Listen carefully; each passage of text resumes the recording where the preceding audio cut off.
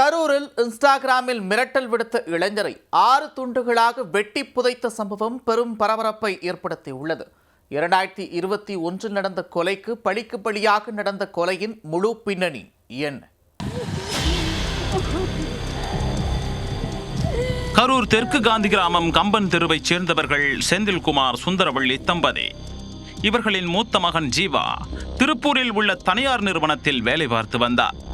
ஜீவா விடுமுறைக்காக ஊருக்கு வந்த நிலையில் கடந்த 22ஆம் தேதி மகனை காணவில்லை என சுந்தரவள்ளி தாந்தோணிமலை காவல் நிலையத்தில் புகார் அளித்துள்ளார். புகாரின் பேரில் விசாரணை நடத்தி வந்த நிலையில் ஜீவா கொலை செய்யப்பட்டு புதைக்கப்பட்ட சம்பவம் போலீசாருக்கு தெரிய வந்தது.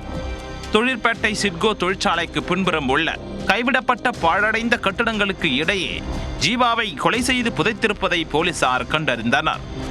கரூர் சரக டிஎஸ்பி செல்வராஜ், வட்டாட்சியர் குமரேசன் முன்னிலையில் தாந்தோணிமலை போலீசார் ஜீவாவின் சடலத்தை தோண்டி எடுத்தனர்.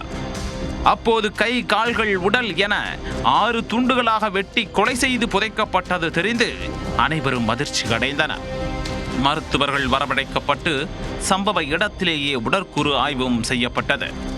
இந்த நிலையில் ஜீவாவை திட்டமிட்டு கொலை செய்த வடக்கு காந்தி கிராமம் ஈபி காலனியைச் சேர்ந்த சசிகுமார் உள்ளிட்ட 9 இளைஞர்களை போலீசார் கைது செய்துள்ளனர். அதில் 2வரை சம்பவ இடத்திற்கு அழைத்து வந்து விசாரணையும் நடத்தினர். கொலைக்கான காரணம் குறித்து விசாரித்த போது பழிக்கு பழியாக நடந்த கொலை சம்பவம் என்பது தெரிய வந்தது.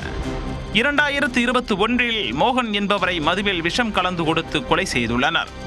மோகன் கொலை வழக்கில் ஜீவாவுக்கும் தொடர்பு இருப்பதாக கூறப்படுகிறது. இந்த நிலையில் மோகனின் நண்பர்களான சசிகுமார் மற்றும் அவரது கூட்டாளிகள் சேர்ந்து ஜீவாவை கொலை செய்திருப்பதாக போலீசார் தெரிவித்துள்ளனர். சில நாட்களுக்கு முன்பு ஜீவா தனது இன்ஸ்டாகிராம் பக்கத்தில் சசிகுமாரின் தலையை சிதைத்து விடுவேன் என்று பதிவிட்டிருக்கிறார்.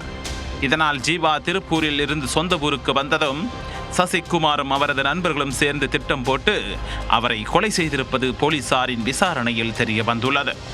இன்ஸ்டாகிராமில் மிரட்டல் விடுத்த நபரை 6 துண்டுகளாக வெட்டி கொன்று புதைத்த சம்பவம் கரூரில் பரபரப்பை ஏற்படுத்தியிருக்கிறது.